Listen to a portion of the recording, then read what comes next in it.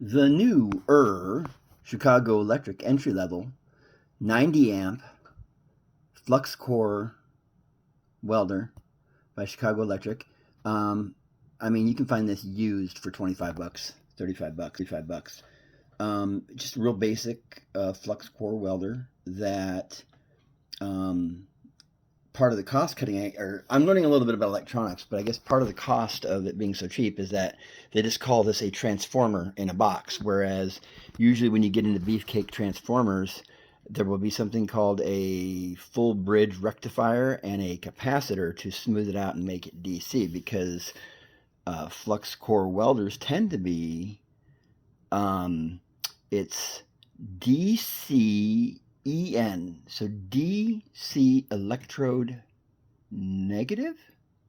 So the welding gun is the negative, that's the ground, and then the clamp is your positive.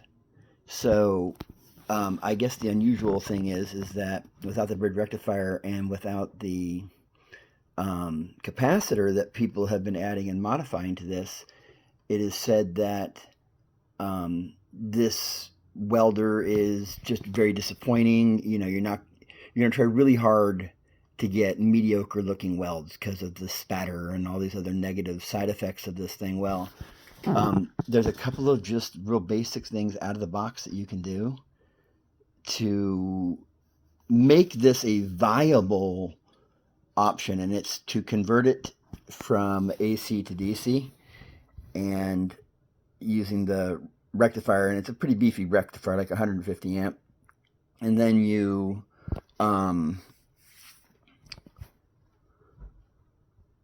a capacitor, and then you flip-flop.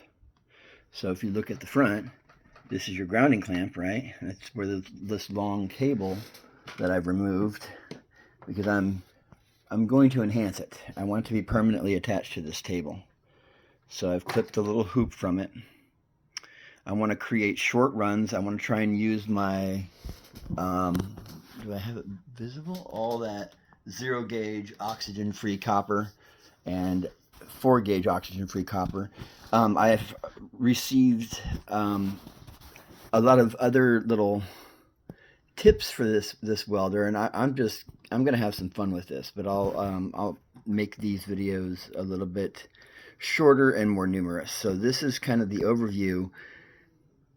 This welder does better when turned into a DC flux core, because you can't put any type of gas on it, so it's DC flux core, and generally flux core are DC, but this one's AC, so it's something that you can plug in anywhere and just weld. So I would say this is probably, out of the gates, it's not going to be a pleasurable experience. Your welds are going to look like shit, but you might get you, out of a pinch. So what I want to do is I want to kind of, following my guy, I think he's called Cranktown something, I'm going to modify this as well and install it within the bowels of my mobile welding table. So this is kind of midway point, and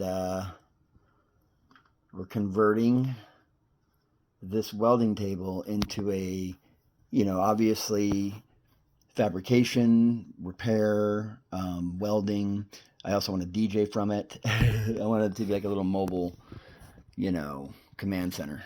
So this is going to be not something that's away from you. It's going to be right there where you're welding, and your grounds are right there, your cables are right there. And so that's the kind of the overview of what I'm doing. But I also want to make everything more efficient, and we'll go into that here in a moment.